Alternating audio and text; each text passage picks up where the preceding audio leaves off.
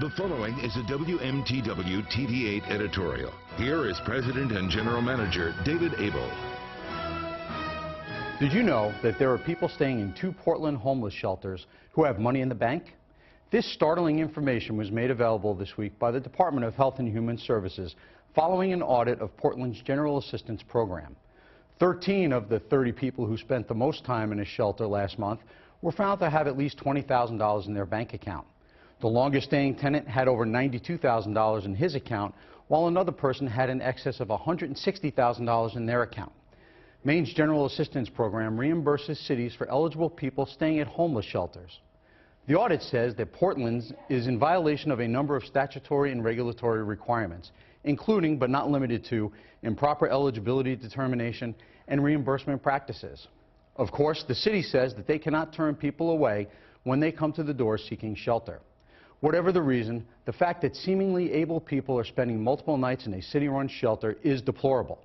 There are people who are truly in need of staying in a warm, safe place, and they should have the ability to do so. It bothers me, and I am sure you, that taxpayer dollars as well as donations made by many are apparently being used to help shelter people who can afford to pay for a place to stay, at least on a short-term basis. It also bothers me that people truly in need might be turned away because beds are full. Why did it have to wait for an audit to catch this issue? And where else is it going on?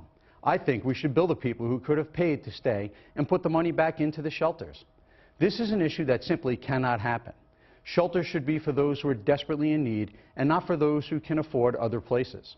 The city and the state government need to tighten the reins on eligibility requirements and the process. While I do understand and support the fact that you can't turn people away who claim to be in need of a shelter, it seems to me that within a reasonable amount of time, an eligibility check can be performed.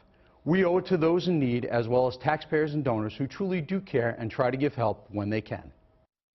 This has been a WMTW TV8 editorial. Responsible replies are welcome at this address or online at WMTW.com.